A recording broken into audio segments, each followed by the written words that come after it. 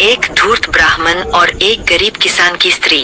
एक गांव में बहुत बड़े विद्वान ब्राह्मण रहा करते थे। अपनी विद्वता के कारण आसपास के गांवों में विख्यात थे। उनसे कथा सुनने के लिए उनके यजमान बहुत आदर से बुलाते थे और ब्राह्मण इतने बड़े संतोषी थे कि किसी गरीब किसान से दक्षिणा में सिर्फ एक मुट्ठी चावल लेते थे और अमीर यजमान से यथाशक्ति यथाभक्ति यानी जो भी स्वेच्छा से मिल जाता। दक्षिणा के लिए कभी भी अपने यजमानों से लड़ाई नहीं किए। ब्राह्मण को एक ही पुत्र थे जिनका नाम शिवम पंडित था। वह विद्वता में पिता की तरह ही विद्वान थे। वह ज्योतिष शास्त्र प्रकांड विद्वान थे। ब्राह्मण अपने बेटे से अक्सर कहा करते थे कि अपने विद्वता का कभी मोल मत लगाना और न ही उसका दुरुपयोग करना। मगर शिवम पंडित दुनिया के चमक धमक से बहुत प्रभावित रहते थे। उनके एक दो नहीं पूरे 10 मित्र थे, वो भी अलग अलग तरह के, यानी शरीफ से लेकर बदमाश तक। वहीं ब्राह्मण का कोई अलग से मित्र नहीं था, क्योंकि उनकी मित्रता के योग्य कोई था ही नहीं। इसलिए सभी से उनका रिश्ता पुरोहित और यजमान का था। धीरे धीरे समय गुजरता गया। ब्राह्मण ने अपने बेटे का विवाह एक बहुत ही सुंदर और कुलीन लड़की से कर दी। वह बहुत ही धार्मिक विचार की स्त्री थी। शिवम पंडित अक्सर अपने मित्रों को अपने घर बुलाता। मित्रों का व्यवहार पत्नी को जरा भी अच्छा नहीं लगता। वह शिवम पंडित से तो कुछ नहीं कहती, परंतु अपने ससुर से अपने पति के बुरे मित्रों के विषय में बताती कि पिताजी, इनको बुरे लोगों से संगत हो गई है। इनके सभी मित्र दुर्व्यसनी है, जो एक ब्राह्मण के लिए शुभ नहीं है। ब्राह्मण ने बेटे को समझाया कि तुम फालतू के मित्रता छोड़ अपनी यजमानी का ख्याल रख। तुम्हें पता है कि मैं बूढ़ा हो चुका हूँ, अब मुझसे सही ढंग से कथा वार्ता नहीं हो पाता। अब यजमानों के पास तुम्हें ही जाना है। हमारे लिए सभी यजमान एक समान है। न तो यजमानों में अमीरी देखी जाती है, न गरीबी।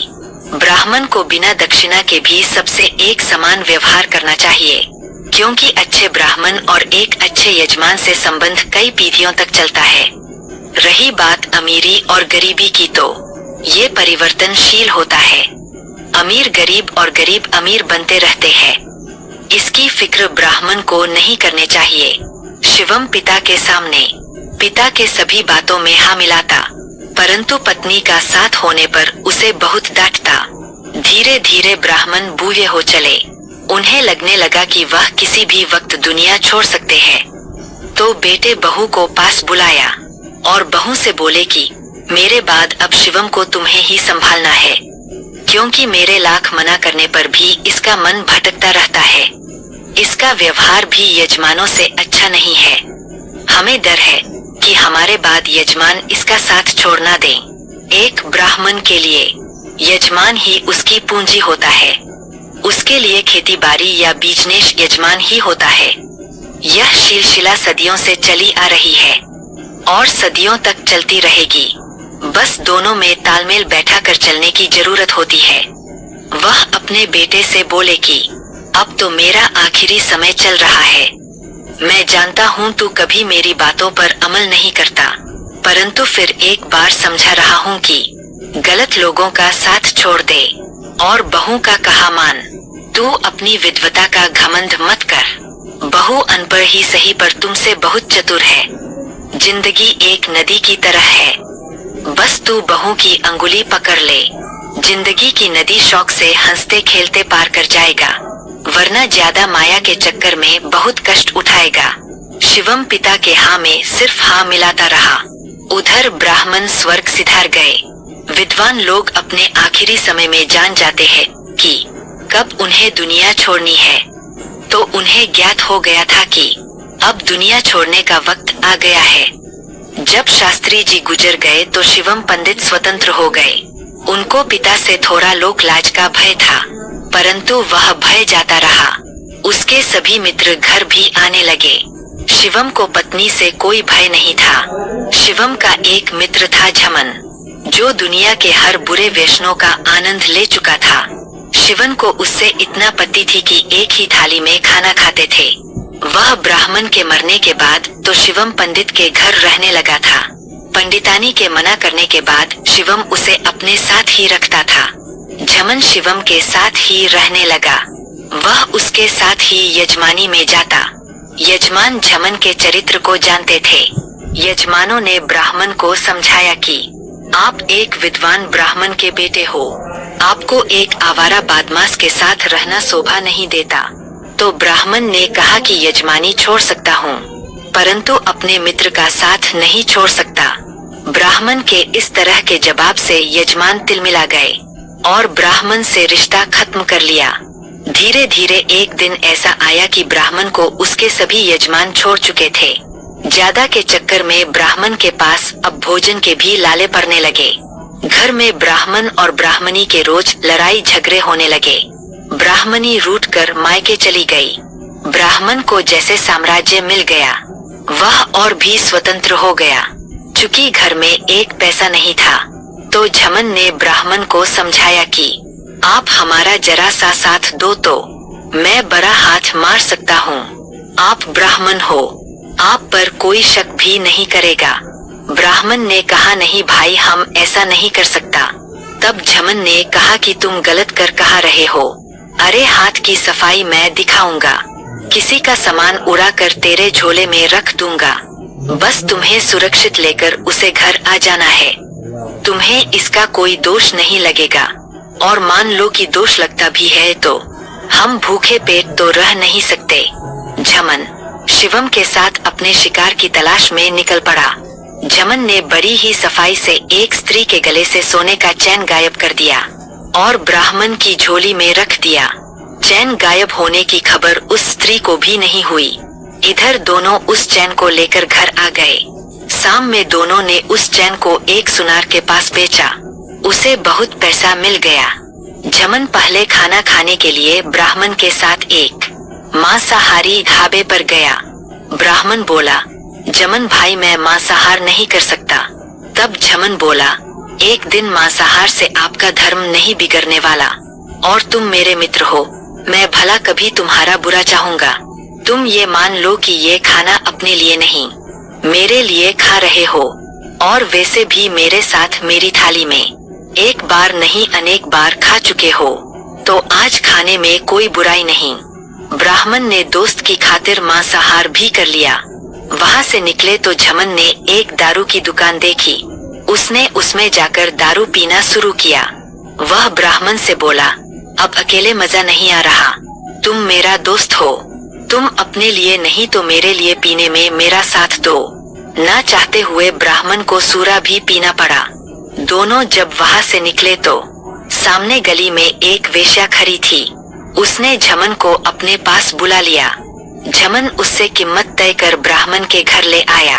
ब्राह्मण के घर ब्राह्मणी थी नहीं, वह तो रूठ कर मायके चली गई थी। झमन और शिवम ने उसके साथ खूब बाहर लूटा। सुबह में बचा हुआ सारा माल ले वह अपने कोठे पर लौट गई। झमन और शिवम को यह कार्य बहुत अच्छा लगा। सोचे, हम रोज दिन में हाथ की सफाई दिखाएंगे और रात में रोज एक नई स्त्री के साथ मजे उड़ाएंगे। दोपहर में दोनों हाथ की सफाई दिखाने निकल पड़े। मगर रोज किस्मत साथ दे ये जरूरी नहीं। आज भी झमन ने एक स्त्री के गले में से चैन जपटा और ब्राह्मण के थैले में डाल दिया। मगर आज दाव उल्टा पड़ गया। वह औरत कल वाली स्त्री थी। वह कल वाली सीन रिएक्ट करने आई थी। उसके साथ 4 हट्ठे कट्ठे लोग थे। उसने झमन को पकड़ लिया और पीटने लगे। शिवम वहाँ से खिसकना चाहा, तो उन लोगों ने ब्राह्मण को पकड़ लिया। ब्राह्मण के थैले से चैन बरामद हो गया। फिर क्या था, ब्राह्मण को भी दिन में तारे दिख गए। इतनी जबरदस्त पिटाई हुई कि नस नस में दर्द कबर गया। इतने से भी काम नहीं चला। कल वाले चैन की कीमत भी ब्राह्मण को ही चुकाने पड़े। वह घर आकर पत्नी के अलमारी से उसका सुहाग चिन्ह, चैन और अंगूठी उस स्त्री को देकर किसी तरह पिंड छुड़ाना पड़ा। ब्राह्मण ने कान पकड़ लिया कि अब ऐसी गलती नहीं करूँगा, मैं अब कभी चोरी नहीं करूँगा। झमन उसके साथ ही था। बोला, चोरी कोई शौक से करता है क्या? अरे पेट भरने के लिए चोरी करनी पड़ती है। आदत बस 1-2 और बुरे काम हो जाते हैं।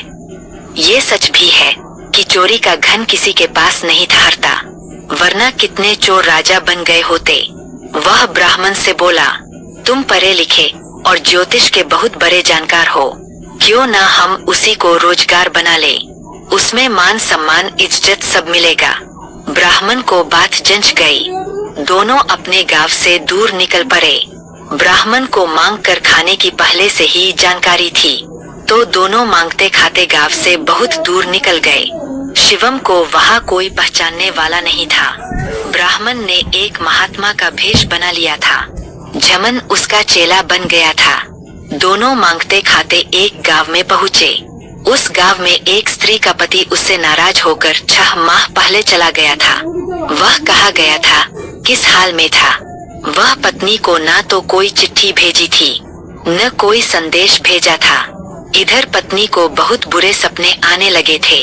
वह सपने में देखती कि उसका पति मर गया है और लोग श्मशान ले जा रहे हैं। फिर किसी दिन देखती कि वह विधवा हो गई है। उसने जब एक महात्मा को देखा तो अपनी दिल की हाल सुना डाली। ब्राह्मण ने उससे बताया कि तुम जो सपना देख रही हो वही सही है।